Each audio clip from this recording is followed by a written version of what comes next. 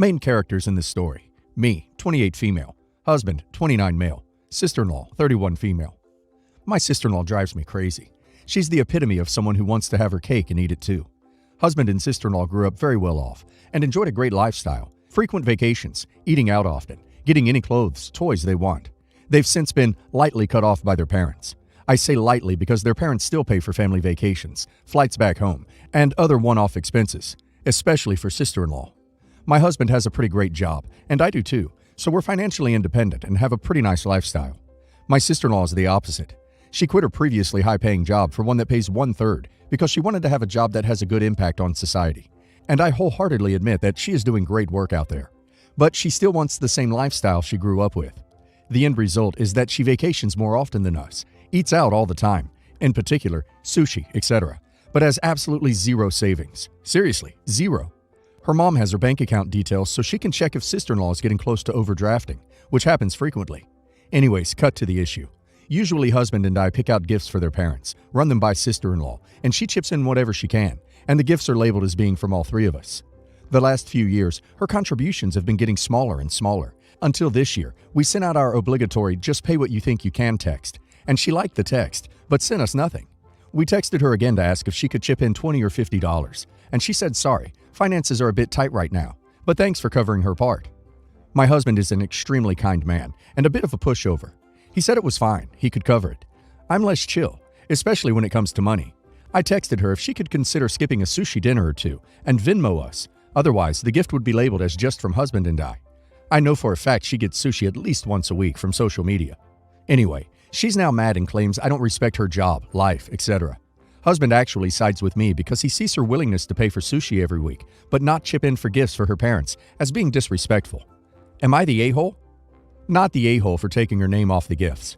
I think that is just enabling to allow her to be on the gifts when she's not contributing to them. I would, however, be very cautious of judging how someone spends their money. She can spend her money on all of the sushi, but by the same token, you can spend your money on gifts that only has your husband's and your name on it. Your sister-in-law is a product of being able to do as she likes, and being aware that there was a golden parachute somewhere to save her. Not the a-hole. No money, no name on the gift. Perhaps her parents will see her for the sponge she is then. Functioning adults don't have mommy and daddy attached to their account to protect them from an overdraft. Not the a-hole for deciding to discontinue letting her put her name on gifts she didn't contribute to. She's 31 for Pete's sake, not a teenager. It's time to treat her like an adult who makes her own choices, and that includes picking weekly sushi dinners over holiday gift giving. I think it's perfectly natural to feel judgmental about why she can't contribute, because her taking advantage of your generosity in this situation makes you a bit complicit in it. Personally, I think you could tell your sister-in-law, "You're right, I do feel judgmental, because in this case, I feel taken advantage of.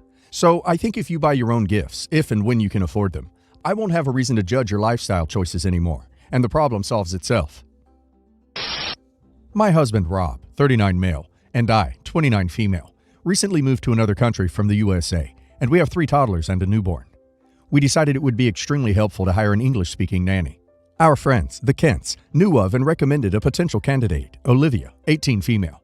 After the initial interview, we were under the impression she would be a good fit. We assisted with getting her passport, her visa, special winter clothing, and plane tickets, approximately $2,000 USD. We spent hours talking to her, asking her questions, and offering advice. The week she was here, she said was taking a while to overcome jet lag, so we tried to give her some time and space getting settled down. Every day she seemed tired, disinterested, and unmotivated. She was asked to feed the baby, got frustrated and told him to shut up. Another evening she laid him in his crib face down into a bunched up blanket, which could have suffocated him. I caught it as soon as it happened, and when confronted, she gave a half-hearted apology as she quickly walked away. Other things happened, but you get the idea. She was making food and began eating raw ground meat. Rob told her she should cook it. She argued, and then got food poisoning. She also refused to wash dishes and hardly offered to assist with any housework. She spent the majority of her time here on the phone, watching the kids' videos, and alone in her own room. Later, we learned the 3rd day of her stay, she told a boy, close to her age, she came to Geneva because she wanted to be here, not because she wanted to help us and wasn't taking the nanny position seriously. Her last day here, I sat down with her and told her this wasn't working, and Olivia fully admitted she did not want a nanny and was waiting on us to say something first. Rob confronted her, expressing frustration. She apologized and said he was correct and she felt bad. We were ready to find other accommodations locally, but she decided to go live with the Kents. We parted on somewhat good terms. The next day, the Kents accused us of withholding wages from Olivia for the week.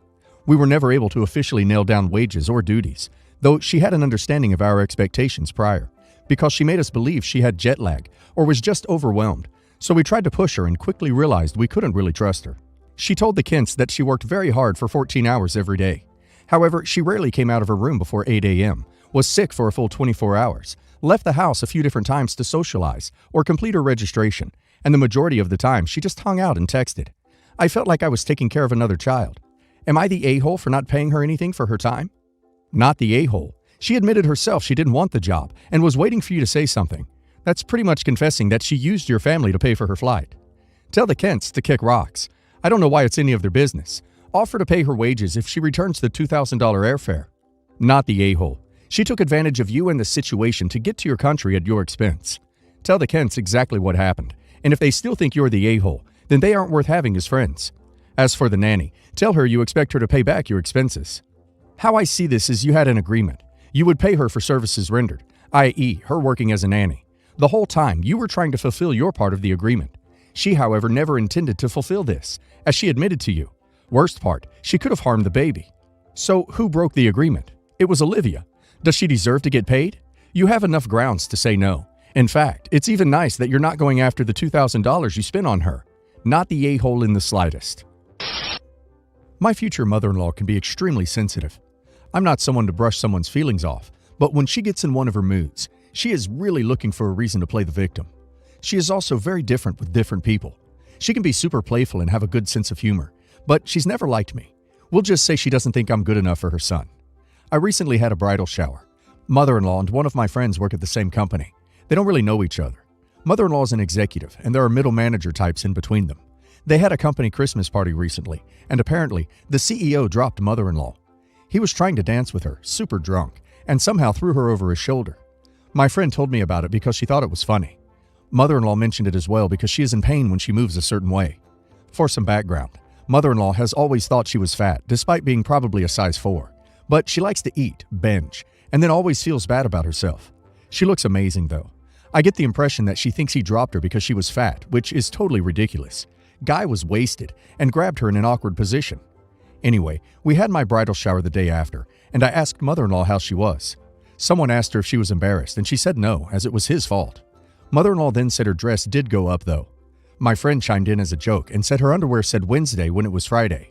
It was clearly a joke, but mother-in-law got pissy. For the record, she just had normal lace panties, no riding, and she doesn't dress like an elementary kid. My friend thought it was funny and kept insisting her underwear said Wednesday, and finally mother-in-law yelled at me to tell my friend to shut the duck up. I was shocked and said it wasn't a big deal, she was just being silly. Mother-in-law said we were both idiots. I thought it was left at that, but apparently she whined to people afterwards that we picked on her and that I should have made my friend shut up. Literally, it was such a silly, immature joke to begin with and lasted maybe 5 minutes with a couple of people saying Wednesday after. She doesn't have this level of anger for the dude who dropped her on her head. You're the a-hole. You joked about her underwear for 5 minutes after she told you to stop. What exactly was the joke? If she's not laughing, it wasn't funny.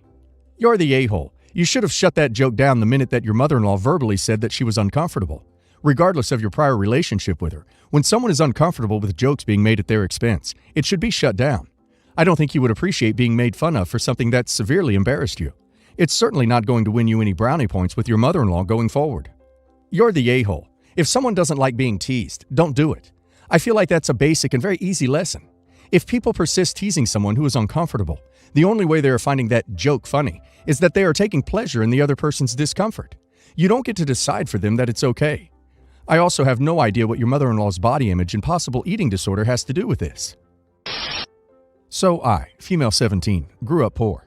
Like no heat during winter and barely eating at the end of the month poor. Despite that, I've become friends with pretty rich people 2 years ago. We're a friend group of 7, and 2 of them are very, very rich. Last year, my mom married a man who happened to be extremely rich. To be very clear, my mom did not marry him for his money. She's a hardworking woman, and when she met my stepdad, she didn't know about his money. She knew when they got engaged, and our lives really changed. I'm forever grateful for him, and will never take his money for granted. The problem comes from the fact he gives me an allowance. I won't say a number, but it's pretty high for my age, and allow me to spoil myself. The deal, though, is that I don't ask him for money outside of this, except for birthday and Christmas. Recently, my friends started to plan a trip. To celebrate our last year in high school, we wanted to do a road trip that would last the whole of July. Until now, it was going pretty smoothly, and we were convinced we would be able to do so. Most of the parents had said yes. But the cost was brought up in a conversation, and we had a big fight.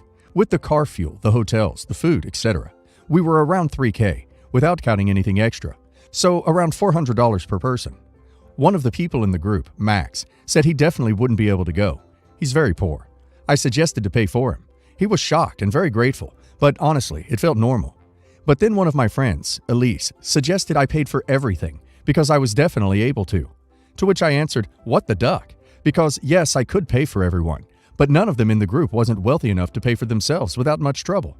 And not in a I've been working for years and managed to gather enough money, more in a my parents will give me the money. Elise insisted, and I snapped because none of them suggested to pay for Max, even though they totally could have. And they would never have paid for me if I stayed poor. I'm convinced if I couldn't afford this trip for me and Max, both of us wouldn't have gone. Elise insisted it wasn't true, called me a selfish bee that made a subtle reference to the fact it was Daddy's money, and we haven't been speaking since. One of my closest friends in the group, Astrid, told me she had said multiple times it was very convenient my mother hadn't known about the money before the engagement. I'm sad we had a fight like that, and I feel like paying for them would resolve everything. I don't want to do a favor to Elise, but I also feel bad for the others in the group.